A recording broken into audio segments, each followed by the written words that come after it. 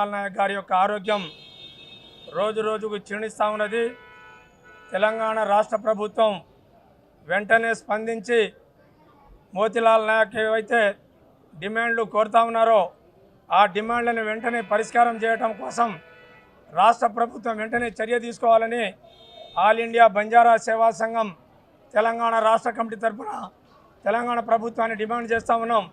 మోతీలాల్ ఆరోగ్యం ఏమాత్రం క్షీణించినా ఏమైనా నష్టం జరిగితే యావత్ తెలంగాణ రాష్ట్రంలో ఉండే బంజారా గిరిజన బిడ్డలు ఊరుకోరని ఈ సందర్భంగా నేను హెచ్చరిక చేస్తూ ఉన్నాను.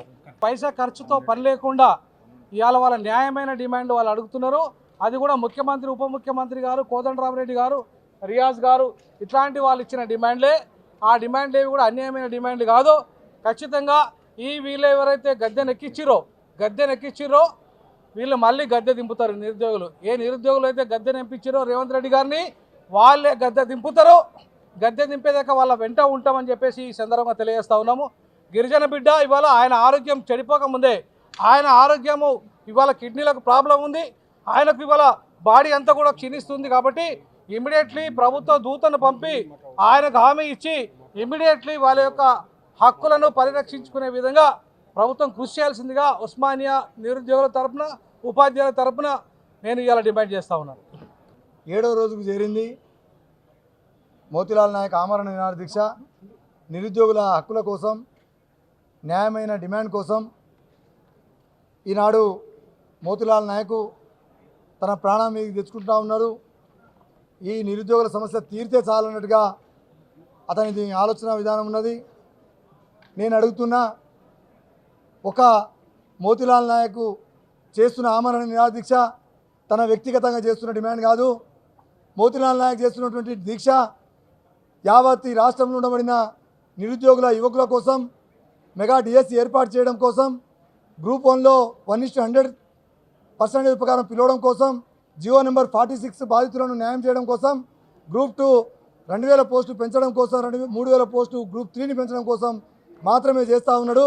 నేను అడుగుతున్నా, ఇదే ఇంకొకసారి అడుగుతున్నా కోదండరామ్ గారిని, ఇదే అడుగుతున్నా బల్మూరి వెంకట్ను, ఇదే అడుగుతున్నా మన రియాజ్ గారిని, తీన్మార్ మల్లను, వీళ్ళని అడుగుతున్నా. వీళ్ళతో పాటు ఈ రాష్ట్రంలో కమ్యూనిస్టులను కూడా నేను ప్రశ్నించదలుచుకున్నా.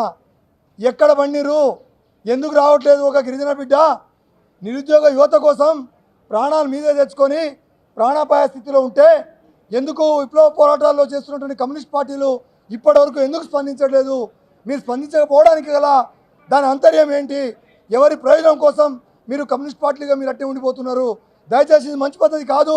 మీ మీద ఉన్న గౌరవాన్ని పోగొట్టుకోకండి. ఇప్పటికన్నా మీరు దయచేసి ఈ మోతీలాల్ నాయక్ చేస్తున్న పోరాటంలో మీరు భాగస్వామ్యం కావాల్సిందిగా విజ్ఞప్తి చేస్తున్నాం. ప్రతిపక్ష పార్టీలను మీరు చిత్తశుద్ధితోటి మోతీలాల్ నాయక్ను వెన్నంటి ఉండాల్సిందిగా బీఆర్ఎస్ను, బీజేపీను, బీఎస్పీను, ఇతర రాజకీయ పార్టీలను కోరుతా ఉన్నాం. నిరుద్యోగుల కోసం, నిరుద్యోగుల జీవితాలతోటి రాజకీయాలు కానీ ఆటలు ఆడుతాయని విజ్ఞప్తి చేస్తూ ఉన్నాం. తక్షణమే ప్రభుత్వం దిగిరావాలి, చర్చలు జరపాలి, వారి న్యాయపరమైన డిమాండ్ను సాధించి వారి ముందుకు పెట్టాల్సిందిగా డిమాండ్ చేస్తూ ఉన్నాం. జై తెలంగాణ. ధన్యవాదాలు. ఈరోజు రాష్ట్రంలో ఉన్న నిరుద్యోగుల పక్షాన తమ్ముడు నిరుద్యోగి ఉస్మానియా విశ్వవిద్యాలయానికి చెందిన నిరుద్యోగి తమ్ముడు మోతీలాల్ ఈరోజు తన ప్రాణాలను తెగించి ప్రాణాలను పణంగా పెట్టి ఈరోజు 7వ రోజు గాంధీ ఆసుపత్రిలో ఆమరణ నిరాహార దీక్ష చేపట్టడం జరుగుతుంది. ఈరోజు రాష్ట్రంలో ఉన్న అధికారంలో వచ్చిన కాంగ్రెస్ పార్టీ నిరుద్యోగుల మీద నిరుద్యోగులకు లేనిపోని హామీలు ఇచ్చి నిరుద్యోగుల ఓట్లతో అధికారంలో వచ్చిన కాంగ్రెస్ పార్టీ ఈరోజు కాంగ్రెస్ పార్టీకి సంబంధించిన ఒక ఎమ్మెల్యే కానీ మంత్రి కానీ ఇప్పటి వరకు మోతీలాల్ నాయక్ 7వ రోజు దీక్ష కొనసాగుతున్నా ఇప్పటికీ స్పందించకుండా వారు నిర్లక్ష్యం చేస్తున్నారు. మా నిరుద్యోగుల పక్షాన, ఈ రాష్ట్రంలో ఉన్న నిరుద్యోగుల పక్షాన మోతీలాల్ నాయక్ యొక్క పోరాటాన్ని వృధా కానీయకుండా మేము ఉస్మానియా విశ్వవిద్యాలయంలో ఉన్న ప్రతి గిరిజన సంఘాలు, ప్రతి లంబాడి సంఘాలు స్పందించాలి. ఈరోజు మా లంబాడి ముద్దుబిడ్డ, సూర్యాపేట ప్రాంతానికి చెందిన మోతీలాల్ నాయక్ లంబాడి ముద్దుబిడ్డ తన ప్రాణాలను పణంగా పెట్టి ఈ రాష్ట్ర నిరుద్యోగుల కోసం నిరాహార దీక్ష చేయడం అనేది మా ఈ జాతికి సంబంధించి గొప్ప విషయంగా మేము పరిగణిస్తున్నాం. కాబట్టి రాబోయే రోజుల్లో మోతీలాల్ నాయక్ ప్రాణానికి ఏదైనా జరగరానిది ఏదైనా జరిగితే ఈ రాష్ట్రంలో ఉన్న గిరిజన లంబాడీలు అయినా నిరుద్యోగులు అయినా ఈ కాంగ్రెస్ ప్రభుత్వాన్ని వదలకుండా వెంటబడి వేటాడి మరి మేము గద్దె దింపుతామని ఉస్మానియా యూనివర్సిటీ నిరుద్యోగుల తరపున మేము మద్దతు ప్రకటిస్తున్నాము. గత ప్రభుత్వానికి వ్యతిరేకంగా ఓట్లు వేపించుకొని మాయమాటలు చెప్పి ఈరోజు ప్రభుత్వం వచ్చిన తర్వాత ప్రభుత్వం వచ్చిన తర్వాత ఈరోజు కలవకపోవడం సిగ్గుచేటు. మీరు వెంటనే గ్రూప్ 1 1:100 తీసుకురావాలని, అదేవిధంగా గ్రూప్ 2 2,000 పెంచాలని, గ్రూప్ 3 3,000 పెంచాలని, అదేవిధంగా డిఎస్సిని మెగా డిఎస్సిగా 25,000తో మళ్ళీ నోటిఫికేషన్ చేయాలని, అదేవిధంగా రాత పరీక్షలకు గ్యాప్గా డిఎస్సికి 2 నెలల గ్యాప్ అవకాశం ఇవ్వాలని ఈరోజు ఉస్మానియా యూనివర్సిటీ విద్యార్థులు మేము డిమాండ్ చేస్తున్నాం.